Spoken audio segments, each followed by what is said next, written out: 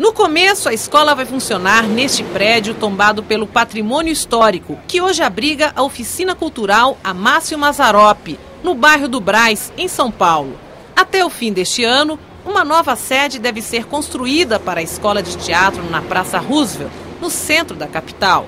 2.000 jovens com segundo grau completo disputaram 200 vagas para cursos de formação em artes cênicas.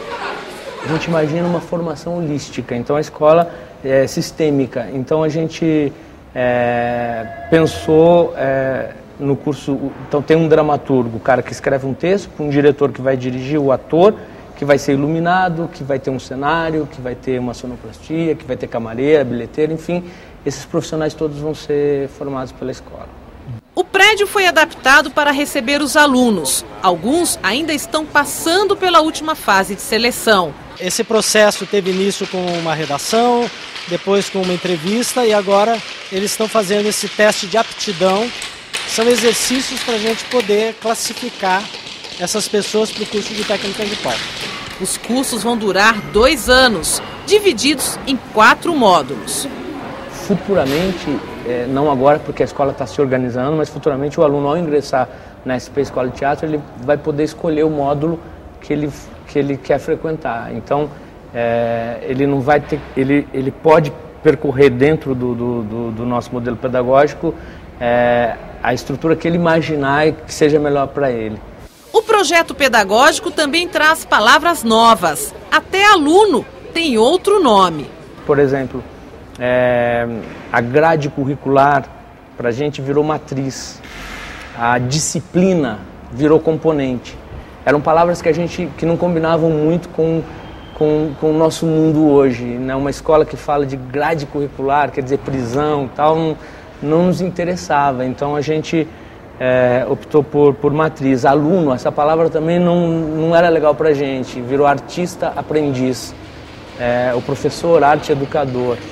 Os professores, ou melhor, os arte-educadores, são profissionais que atuam no mercado de artes cênicas. A gente primeiro identificou quem eram os grandes profissionais dessas áreas que a gente acabou criando, que são 8. Então a gente identificou quem eram essas pessoas, a gente convidou para pensar essa escola com a gente.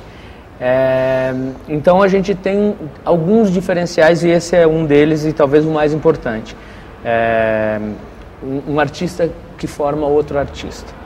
3, 2, 3, 4, 4, 2, 3, parou! Nós estamos no processo seletivo da turma de humor, então tem aqui 25 candidatos, ontem tiveram também 25 e nós desses 50 vamos fazer uma seleção dos 25 finais que vão seguir o nosso curso. 90% dos artistas aprendizes vieram de escolas públicas. Eles vão estudar de graça e ainda podem ganhar bolsas de estudos. A gente já conseguiu 100 bolsas de estudos para os nossos alunos. Então aqui na São Paulo Escola de Teatro, na SP Escola de Teatro é gratuita, ninguém paga nada. Mas o aluno também pode receber para estudar. Então 100 alunos, por exemplo, já esse ano, em 2010, vão receber cada um R$ 545 por mês para estudar aqui. Se ele comprovar que toda a formação dele foi feita na escola pública e se a renda familiar per capita for inferior a R$ 1.090.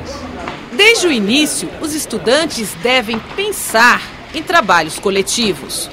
Aos sábados, a gente tem um espaço que a gente chama Território Cultural, onde esses alunos todos eles se encontram num grande projeto.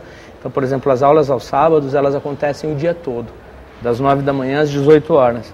Então é um dia que a escola comunga uma experiência. E em determinados momentos essa experiência ela é colocada também para a comunidade. Para mim, que já vim de um ambiente, vamos dizer assim, entre aspas, muito preconceituoso, que é uma favela, e ter participado de alguns projetos sociais e que está me envolvendo mesmo agora com o teatro e com a cultura, para mim a expectativa é enorme, enorme.